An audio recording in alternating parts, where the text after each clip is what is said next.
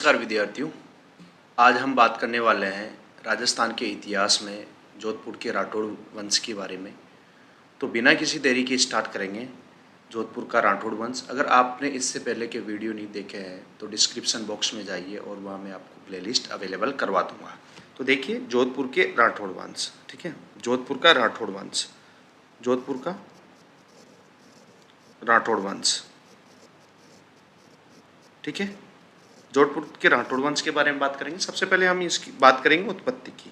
तो जो उत्पत्ति है वो कहाँ से मानी जाती है, उत्पत्ति के बारे में बात करेंगे। उत्पत्ति कहाँ से मानी जाती है?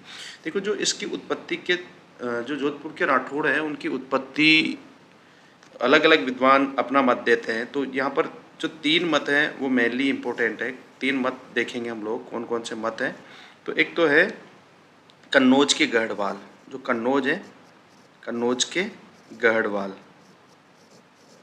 गढ़वाल, ठीक है।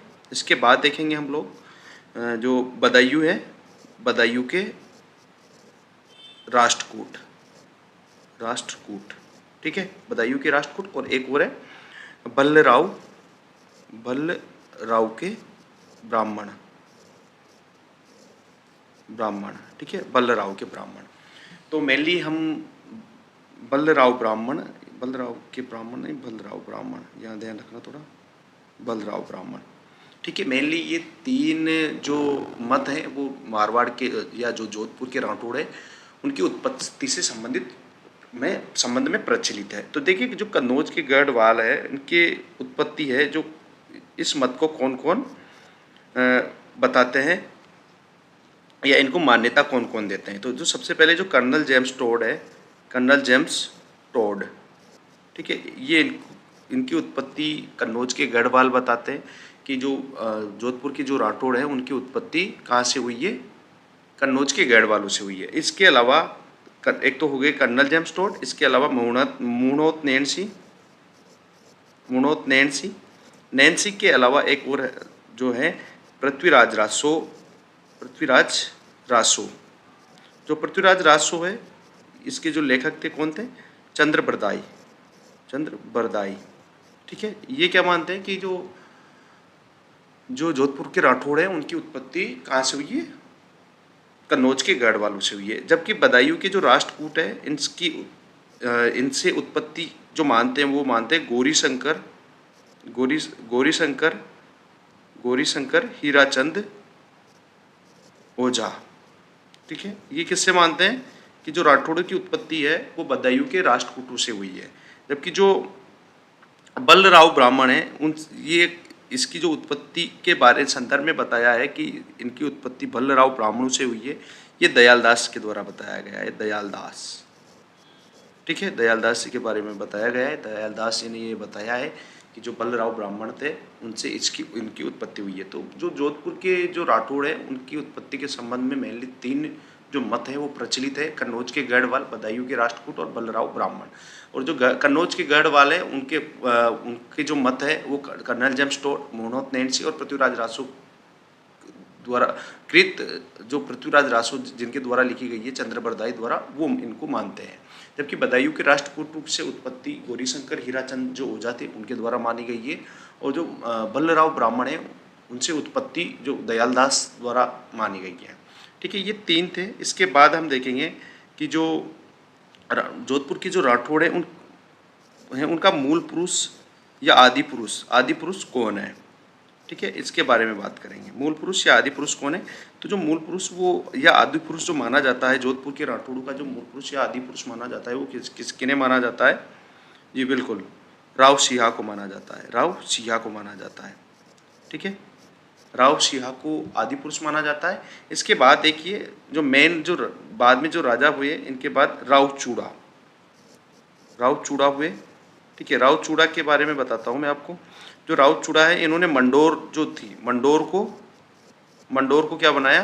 राजधानी बनाया, मंडोर को राजधानी बनाया, ठीक है। और ये किसके पुत्र थे? वीरमदेव के पुत्र थे।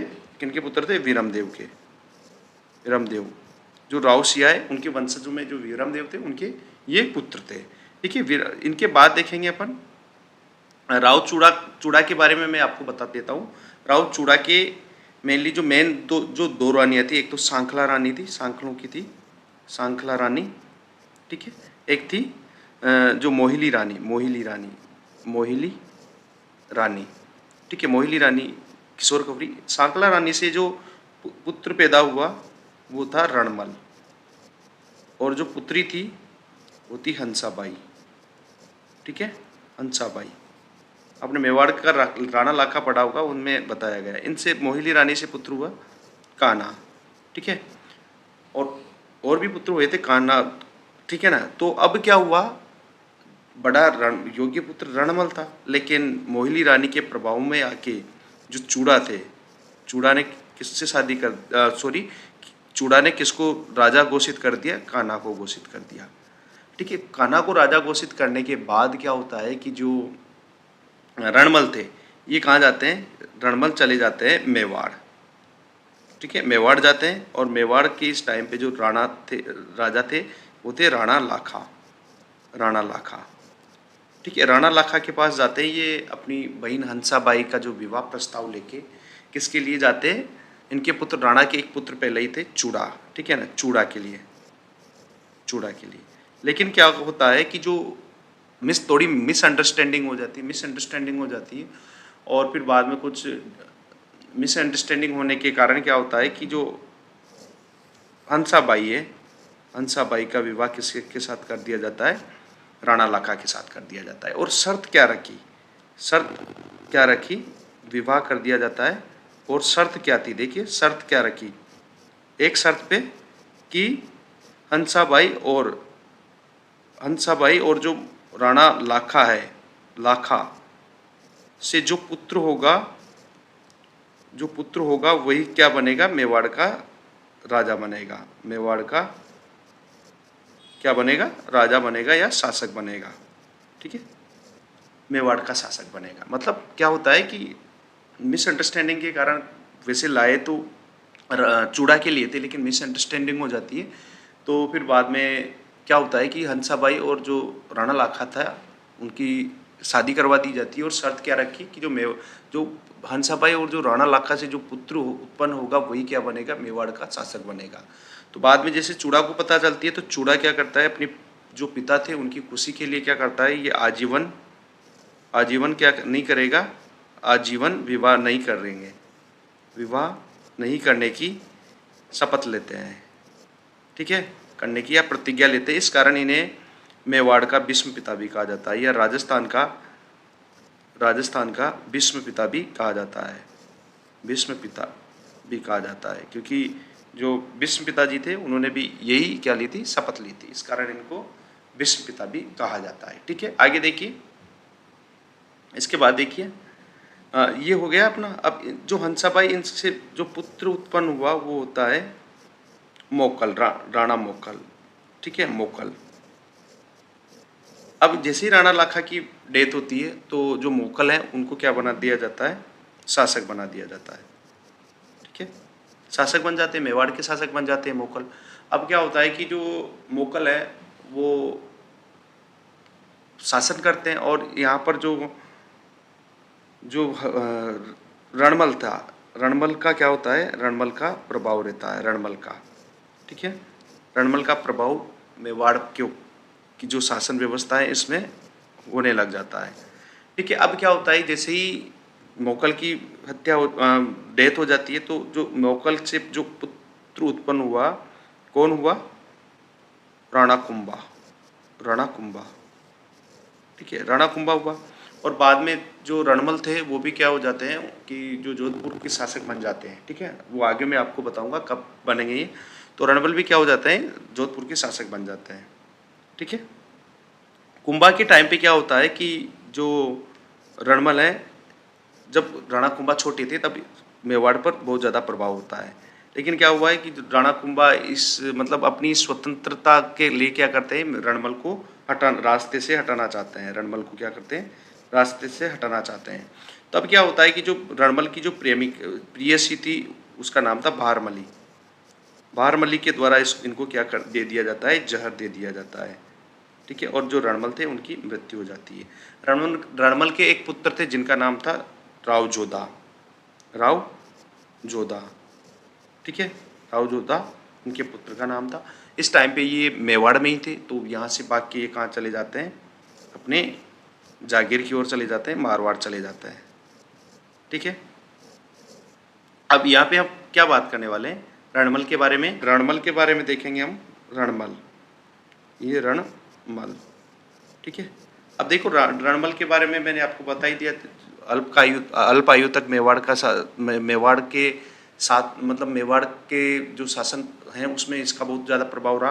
बाद में जो राणा कुंभा थे उनके उनके द्वारा इनको जहर दे दिया जाता है। अब आता है जोधा, राव जोधा, राव जोधा, ठीक है। अब जो हंसाबाई थी उनके द्वारा, हंसाबाई के द्वारा इनके बीच क्या करवाई गई, संधि करवाई, आवल बावल की संधि, आवल बावल की संधि, ठीक है। आवल बावल की संधि हुई।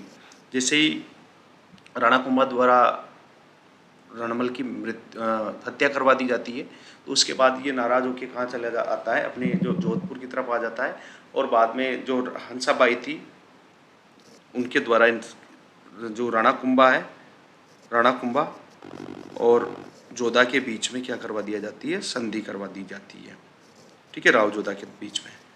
आगे बात समझ में। अब इसके बाद क्या होता है, जिसे किस संधि के नाम से जाना जाता है, आवल बावल की संधि के नाम से जाना जाता है, ठीक है।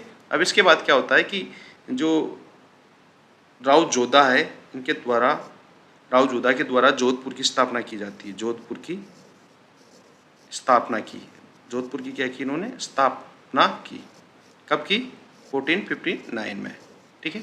1459 में जोधपुर की स्थापना की जाती है इनके द्वारा। और कौन कहाँ पे, जो चिड़िया टुक पहाड़ी है, चिड़िया टुक पहाड़ी, ठीक है, इस पहाड़ी पर मेहरानगढ़ फोर्ट बनवाया, मेहरानगढ़ गढ़ का किला बनाया, मेहरानगढ़ किला बनाया, ठीक है। आगे बात समझ में। तो 1459 में क्या हुआ, इनके द्वारा जोधपुर नगर की स्थापना की और क्या बनाया गया, एक किला बनाया गया, ठीक है, जिस चिड़िया टुक पहाड़ी पे, ठीक है। तो आज का जो वीडियो है अपन यहीं ख़त्म करेंगे, अगले वीडियो में मिलेंगे। अगर वीडियो अच्छा लगा तो लाइक शेयर और सब्सक्राइब जरूर करें। Thank you.